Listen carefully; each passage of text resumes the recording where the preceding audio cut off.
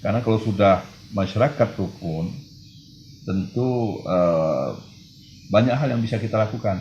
Maka oleh karena itu kita selalu mengingatkan pada tokoh agama bahwa sampaikanlah pesan-pesan kerukunan kepada masyarakat dengan cara yang situasional.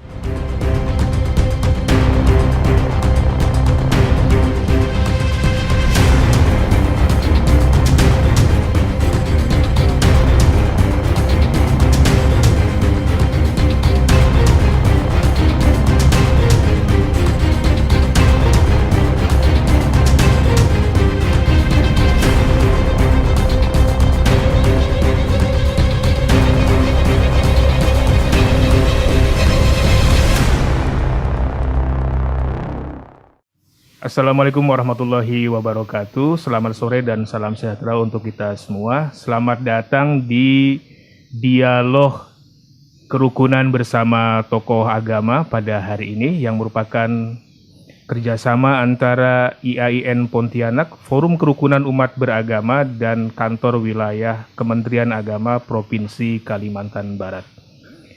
Saya ingin menyapa dulu sahabat-sahabat kerukunan di Kalimantan Barat dan seluruh anggota dan pengurus FKUB di 14 kabupaten kota. Pada hari ini kita akan berdialog tentang kerukunan bersama tokoh agama yang kebetulan pada sore hari ini kita kehadiran tokoh-tokoh kunci.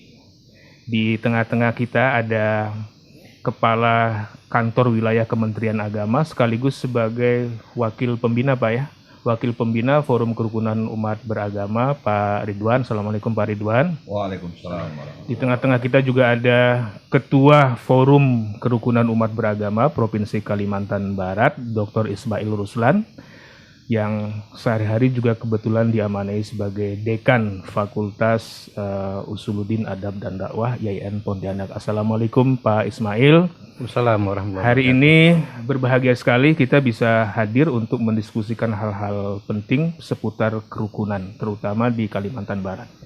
Mungkin kita ketemu dulu dengan Pak Kepala Kantor Wilayah Agama, Pak Ridwan ya. Tentu hari-hari ini kita melihat banyak sekali narasi tentang isu-isu tentang saya disebut ancaman, juga mungkin belum kali Pak ya, semacam gangguan-gangguan kerukunan dan lain-lain. Karena pada saat yang sama persatuan, kerukunan, harmonisasi dan seterusnya itu merupakan modal yang sangat besar untuk membangun daerah, membangun negara dan bangsa. Nah mungkin Pak Kanwil punya pandangan-pandangan tertentu bagaimana kita menjaga kerukunan, persatuan, harmoni terutama di wilayah Kalimantan Barat, Pak Kanwil. Terima kasih. Assalamualaikum warahmatullahi wabarakatuh. Assalamualaikum. Selamat sore dan salam sejahtera untuk kita semua, seluruh pemirsa di mana saja berada. Terima kasih. Kalau kita bicara soal kerukunan, tentu banyak aspek yang ada di sana. Dan bagaimanapun saat ini memang kita perlu membangun semangat persatuan dan kesatuan. Apalagi di saat-saat pandemi COVID-19 seperti ini, mungkin banyak sekali narasi-narasi yang bermacam-macam, ada yang positif, negatif, muncul di tengah-tengah masyarakat. Tapi kita harus melihatnya secara ini sebuah dinamika, sebuah hal yang membangun dinamika ini kan suatu hal yang biasa terjadi. Nah, oleh karena itu pentingnya semua tokoh-tokoh, semua masyarakat, khususnya masyarakat Kalimantan Barat, perlu kita bergandeng tangan bersama-sama, sekalipun dalam kondisi darurat COVID-19 kita bersyukur masyarakat masih tetap tenang. Kemudian kehidupan bisa berjalan walaupun dalam keadaan darurat seperti ini. Dan yang tak kalah penting juga, semua kita, mari kita bangun semangat kebersamaan, persatuan di antara kita, terutama para tokoh-tokoh kita bersama-sama. Nah ini tentu tidak lepas dari peran tokoh-tokoh melalui kita punya lembaga yang namanya FKUB, Forum Kerukunan Umat Beragama. Nah, mudah-mudahan ini menjadi ikut berperan aktif juga memberikan yang selama ini sudah sangat luar biasa. Mereka seringkali berdialog, seringkali memberikan penguatan kepada masyarakat. Karena kalau sudah masyarakat rukun, tentu banyak hal yang bisa kita lakukan, ya kan? Nah, paling tidak anak-anak kita bisa bersekolah dengan tenang, kehidupan ekonomi kita juga berjalan dengan baik, dan yang terpenting adalah demokrasi yang kita bangun saat ini juga bisa menjadi penguat terhadap nilai-nilai yang sekarang ini sedang kita buat. Tidak mungkin demokrasi tumbuh tanpa ada kerukunan dan persatuan di antara warganya, Pak Kanwil.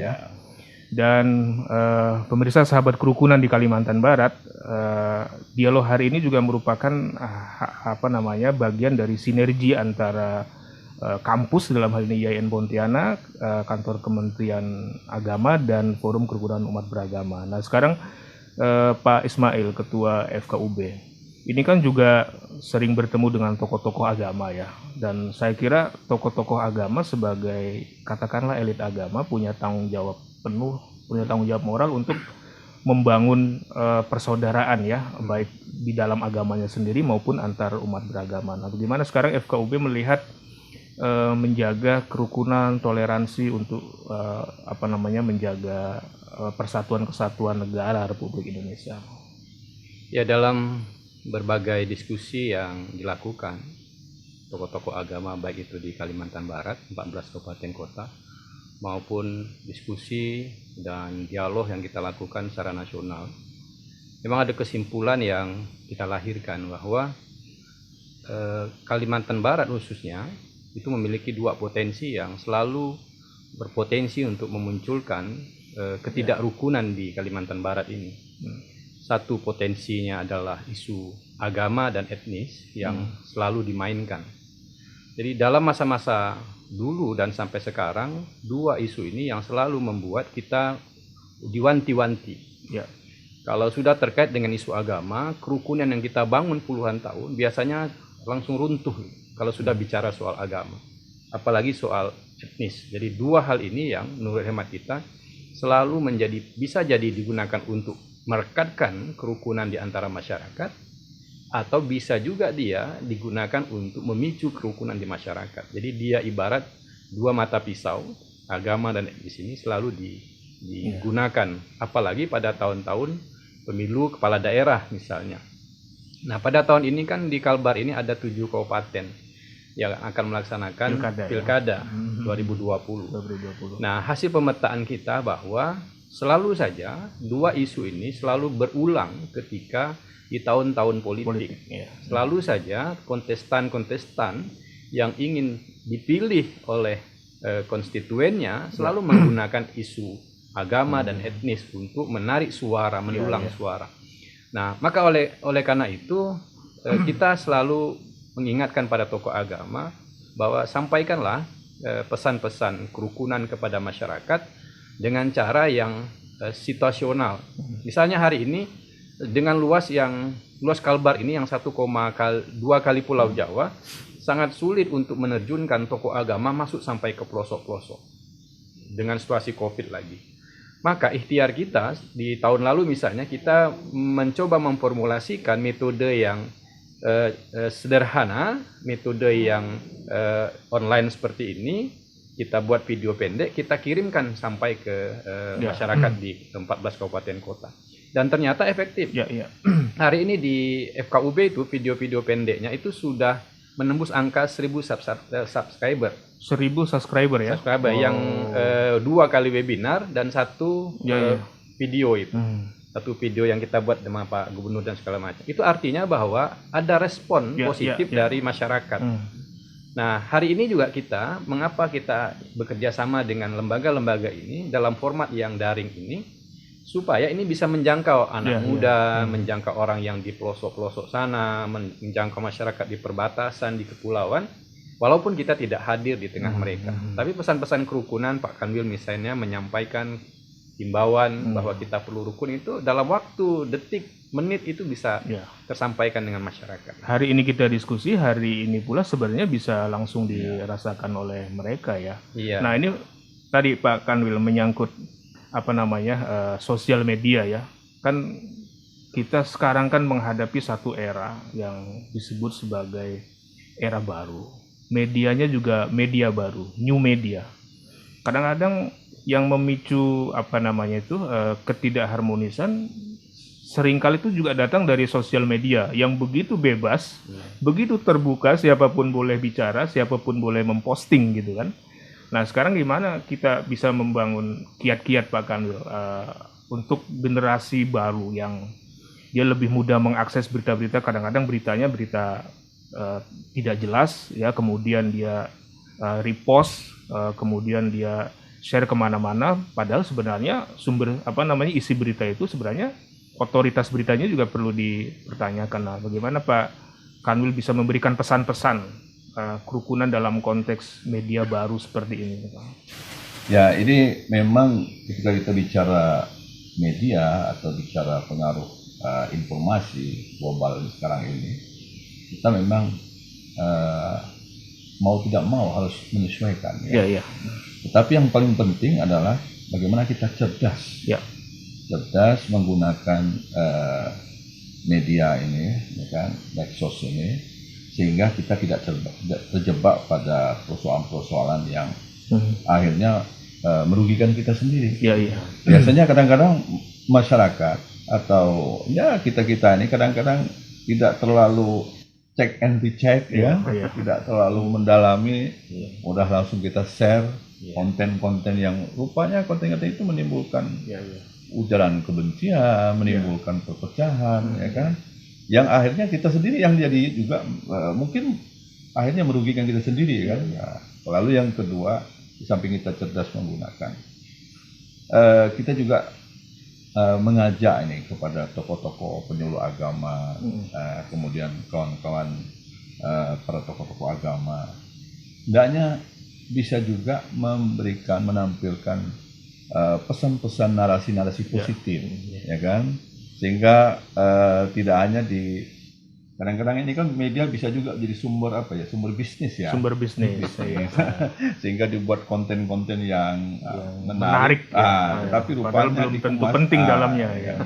Nah, oleh karena itu bagi penyuluh agama, kemudian bagi tokoh-tokoh yang punya komit terhadap kebangsaan, terhadap semangat persatuan, mungkin juga terhadap nilai-nilai moral yang dijunjung tinggi, itu bisa juga mengikut serta secara aktif ya, sehingga anak-anak muda kita yang saat ini dikenal mereka menyebut generation milenial ya, nah, mereka menganggap salah satu ciri generasi milenial itu mereka kaya dengan update hal-hal konten-konten yang maka mungkin mereka lebih cepat menyelesaikan tugas-tugasnya karena mereka lebih update gitu. Iya, lebih update. Ya katakan kok yang kita tua yang kurang update ini menyebut kudet katanya. Iya.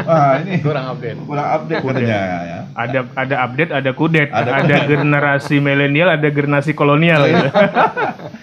Nah, tapi kan anak-anak generasi muda kita ini kan dia juga harus menguasai, melihat bijak juga dalam melihat konten-konten yang positif ini. Jangan sampai mereka terjebak pada menghabiskan waktunya hal-hal yang tidak produktif. Nah, ini. Jadi di saat-saat seperti ini memang menarik ini, menimbulkan banyak inovasi betul. Yang mungkin kok saya lihat banyak anak-anak muda dengan sangat dia sangat cerdas. Akhirnya dia bisa sukses dengan cepat melalui media seperti ini. Inilah mungkin semangat. Bisa berpenghasilan miliaran tuh Pak Kanwil. Itu tadi Pak Kanwil menyebut jumlah penyuluh agama ya di Kalbar ada berapa Pak? Ya kita macam-macam. Ada di Islam, ada di Kristen, ada di. Seluruhnya total berapa Pak? Ya ada. Kalau dia kurang lebih ada 2000-an. 2000-an agama itu. Bayangkan Pak Kanwil ya kalau 2000 penyuluh agama, semua agama Pak ya. Ya. Itu masing-masing punya channel YouTube, punya Instagram sendiri dan setiap hari dia bikin konten-konten tentang kerukunan, bikin quote-quote yang bisa membangun persaudaraan, persatuan. yang dia bisa mempengaruhi dunia sosial media itu menarik juga. Kalau Betul, 2000 setiap penyuluh setiap hari memposting narasi-narasi positif ya kan di channelnya sendiri, itu jangan-jangan bisa mempengaruhi masyarakat media yang baru. Dan setiap kita kan pada dasarnya sekarang punya televisi, bahkan Betul. nggak perlu mahal lagi beli televisi sekarang.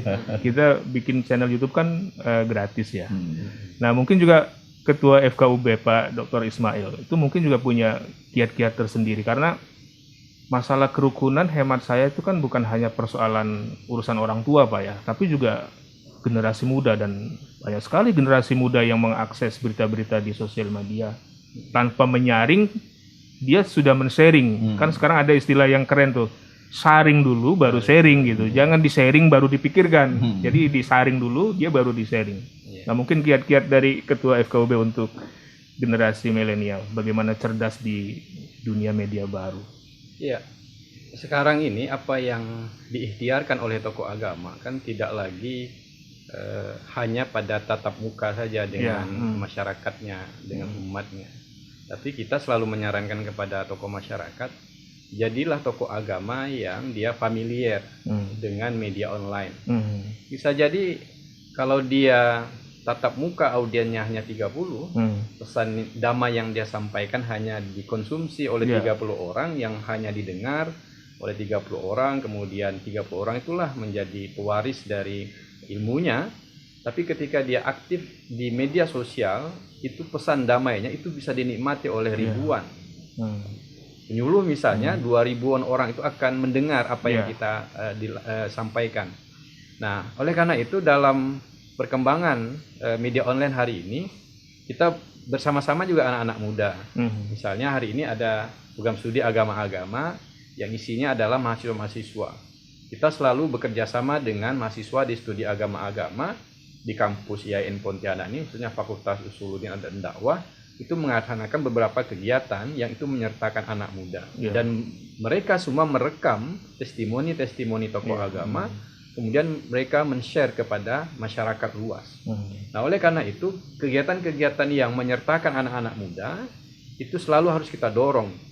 Kita dorong untuk kedepannya, kita dorong juga supaya mereka membuat testimoni untuk orang-orang seusianya, bahwa kita perlu damai, perlu rukun. Apapun peristiwa di Kalimantan Barat ini, siapapun gubernurnya, siapapun bupatinya dalam pilkada misalnya, tetapi mengusung kerukunan dan kalbar tetap aman itu penting disampaikan, selain oleh tokoh agama seperti Pak Kanwil, FKUB, juga disuarakan oleh anak-anak muda. Ini gagasan-gagasan yang menarik juga Pak Kanwil ya. Kalau tadi bayangkan kalau misalnya duta-duta kerukunan di berbagai pelosok di Kalbar ya, atau tadi misalnya menyebut penyuluh-penyuluh agama, kalau setiap penyuluh dia bisa mengangkat kearifan lokal berbasis daerah yang itu kemudian bisa menggairahkan atau menciptakan satu kerukunan berbasis nilai-nilai lokal, itu juga sangat menarik. Jadi ini semacam ide-ide kreatif yang dikembangkan untuk generasi baru dalam konteks menjaga kerukunan, persaudaraan, dan seterusnya ya. Pemirsa sahabat kerukunan di Kalimantan Barat, seluruh pengurus FKUB Kalimantan Barat, dialog ini juga kita bisa saksikan di channel YouTube-nya Forum Kerukunan Umat Beragama Provinsi Kalimantan Barat. Bisa juga ditonton nanti di channel YouTube-nya Kanwil Kementerian Agama, dan juga bisa dilihat di channel YouTube-nya IAIN Pontianak. Sahabat kerukunan Kalimantan Barat dan para pengurus dan anggota Forum Kerukunan Umat Beragama di Kalimantan Barat, Pak Kanwil dan Ketua FKUB, di Kalbar ini kan sebentar lagi kita akan punya hajatan demokrasi berupa pilkada ya di tahun ini, pilkada serentak. Kalau nggak salah ada 7 Pak ya. 7. Nah, tentu dalam momen politik itu biasanya selalu ada soal-soal ya di luar politik makan. Nah, tentu kita sebagai para pegiat kerukunan ya, baik di dalam koordinasi Kanwil Agama maupun FKUB, perlu dorongan lebih kuat lagi agar bagaimana tokoh-tokoh agama, tokoh-tokoh masyarakat di berbagai tempat untuk selalu menjaga kondusivitas kerukunan masyarakat menjelang hajatan politik. Nah, apa yang bisa disampaikan Pak Kanwil untuk selalu menjaga kerukunan ini? Tentu kita mengapresiasi ya bahwa sebentar lagi kita akan laksanakan sebuah hajatan besar, yakni pilkada serentak di 7 kabupaten. Ya. Tentu kita berharap pelaksanaan pilkada ini berjalan lancar tanpa ada hal yang menimbulkan ketegangan. Ini kan sebetulnya sebuah demokrasi, pesta yang harus ya semuanya bahagia lah intinya kan, jangan sampai ada hal yang tidak kita inginkan. Oleh karena itu peran para tokoh agama hendaknya bisa menenangkan, bisa ya memberikan pembinaan pada masyarakat, bagaimana ikut mensukseskan dalam arti silakan datang sesuai dengan pilihannya masing-masing ya kan. Nah, dan tentu kami juga di Kementerian Agama yang kita juga punya gerbong sampai ke bawah, sampai ke KUA, ke kabupaten kota, yang mungkin ada titik-titik yang memang pelaksanaan pilkada. Kita juga sudah kita garis bawahi, kita ingatkan betul supaya seluruh ASN tetap menunjukkan sikap netralitasnya, jangan sampai terpengaruh kepada hal-hal yang ya tadi itu ya kan. Silakanlah pelaksanaan ini berjalan sesuai dengan ketentuannya ya kan. Nah, tentu kepada ASN kita ingatkan untuk tidak terjebak kepada ya mendukung ya kan, tapi tetaplah kita bersikap netralitas.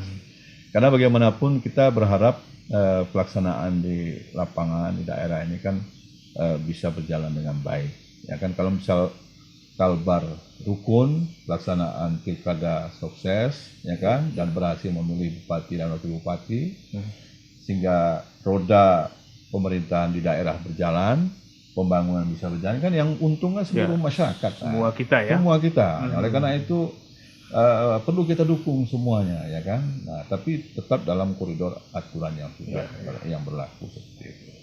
Itu harapan kita. Mungkin dari FKUB ada pesan-pesan khusus dalam menyambut pesta demokrasi ini. Ya, dulu Bawaslu dan Kepolisian Republik Indonesia memprediksi bahwa di tahun 2018 itu Pilkada Kalbar akan terjadi kericuhan. Maksudnya termasuk zona merah. Termasuk Kalimantan Barat, termasuk Papua itu zona merah berdasarkan testimoni dari petinggi-petinggi itu. Tetapi ikhtiar-ikhtiar yang dilakukan Forum Kerukunan Beragama, Kanwil Agama, Pangdam, kemudian Polda, Bawaslu, KPU, segala macam, ternyata mampu membalikkan prediksi-prediksi yang menyebut Kalbar sebagai zona merah itu. Nah, kita ingin mengulang peristiwa di tahun 2018 dan 2019 di dua peristiwa besar, Pilkada di 2018 dan Pilpres 2019. Kita ingin meng-copy paste apa yang dilakukan di tahun itu terhadap peristiwa di tahun ini. Nah, waktu itu memang seluruh tokoh-tokoh agama diminta untuk menyampaikan pesan-pesan kerukunan kepada umatnya melalui rumah-rumah ibadah, melalui pertemuan-pertemuan di masyarakat. Nah, kita juga meminta kepada tokoh-tokoh agama, apakah tokoh agama itu yang tergabung dalam FKUB, tokoh agama yang ada di masyarakat terpencil, terluar, dan seterusnya, untuk selalu menyuarakan tentang penting Kalbar ini menjaga kondusivitas kerukunannya. Karena tidak mungkin provinsi ini bisa membangun kalau kita mengulang peristiwa-peristiwa lalu. Konflik yang sudah terjadi, katakanlah minimal 12 kali itu membuat kita stagnan dan mundur puluhan tahun ke belakang. Itu sangat tidak produktif. Oleh karena itu kita selalu masang slogan, secara personal tokoh agama punya pilihan. Itu sangat demokratis. Tetapi ketika dia berada di ruang-ruang publik, hendaknya dia menyimpan pilihannya itu dan menyampaikan bahwa silakan kita memilih siapapun, tetapi Kalbar itu penting untuk dijaga kondusivitasnya. Artinya di internal agamanya dia boleh menyampaikan pilihannya, tetapi ketika di ruang publik dia justru menyaungkan tentang kita perlu menjaga kerukunan di Kalbar ini. Baik, sahabat kerukunan di Kalimantan Barat, tidak terasa ya diskusi kita sore hari ini begitu cepat dan kita harus segera mengakhiri ini Pak Kanwil. rasanya pengen terus berdiskusi dengan Pak Kanwil dan Ketua FKUB. Dari diskusi-diskusi tadi itu kita bisa menangkap bahwa politik, apalagi politik kekuasaan, itu sesuatu yang datang dan pergi, hit and run. Tapi kerukunan, persaudaraan, dan persatuan itu sesuatu yang bernilai abadi. Maka mungkin kita berharap untuk mengejar sesuatu yang abadi, persaudaraan dan kerukunan itu sesuatu yang sangat berjangka panjang dan tidak terjebak pada soal-soal yang jangka pendek seperti politik dan kekuasaan. Dan kita yakin seluruh masyarakat di Kalimantan Barat, terutama para tokoh agama, para penyuluh, dan para pegiat kerukunan bisa menjaga kerukunan dan harmoni di Kalimantan Barat sebagai miniatur dari berbagai etnis, agama, ras, suku, dan sebagainya. Dan Kalbar berkali-kali membuktikan bahwa kita tetap rukun meskipun ada isu-isu yang bisa memicu ketidakharmonisan, tapi sampai hari ini berkat tokoh-tokoh agama, para pegiat agama di lingkungan Kanwil Agama, FKUB, dan seluruh masyarakat generasi milenial mampu menjaga kerukunan, dan mudah-mudahan ini terus kita lakukan sampai seterusnya. Terima kasih sudah menyaksikan di channel YouTube FKUB, channel YouTube-nya Kanwil Agama, dan channel YouTube-nya YIN Pontianak. Sampai jumpa dialog berseri kerukunan bersama tokoh agama pada masa-masa berikutnya. Assalamualaikum warahmatullahi wabarakatuh. Selamat sore dan salam sejahtera untuk kita semua.